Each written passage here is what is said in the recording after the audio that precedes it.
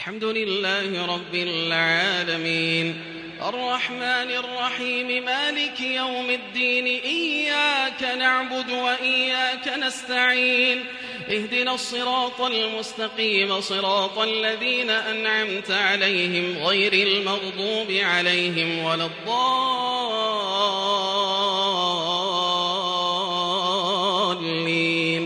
آمين. ألم تر إلى الذين نافقوا يقولون لإخوانهم الذين كفروا من أهل الكتاب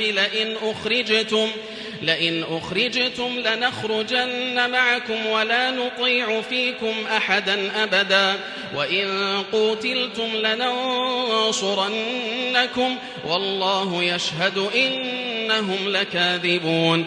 لئن أخرجوا لا يخرجون معهم ولئن قوتلوا لا ينصرونهم ولئن نصروهم ليولن الأدبار ثم لا ينصرون. لأنتم أشد رهبة في صدورهم من الله ذلك بأنهم قوم لا يفقهون. لا يقاتلونكم جميعا إلا في قرى محصنة أو من وراء جدر بأسهم بينهم شديد تحسبوهم جميعا وقلوبهم شتى ذلك بأنهم قوم لا يعقلون.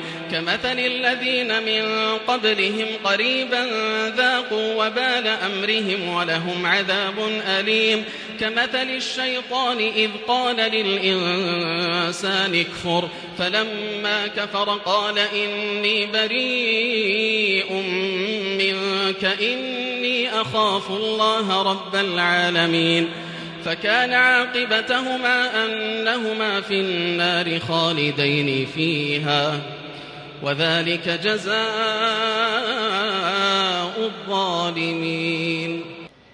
الحمد لله رب العالمين الرحمن الرحيم مالك يوم الدين إياك نعبد وإياك نستعين اهدنا الصراط المستقيم صراط الذين أنعمت عليهم غير المغضوب عليهم ولا الضالين آمين. يا أيها الذين آمنوا اتقوا الله ولتنظر نفس ما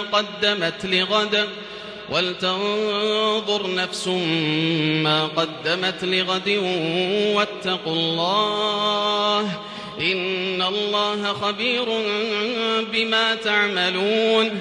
ولا تكونوا كالذين نسوا الله فأنساهم أنفسهم أولئك هم الفاسقون. لا يستوي أصحاب النار وأصحاب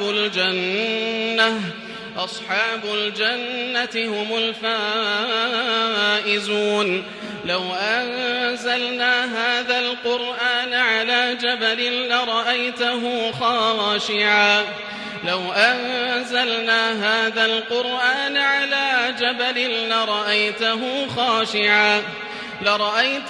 خاشعا متصدعا من خشية الله. وتلك الأمثال نضربها للناس لعلهم يتفكرون.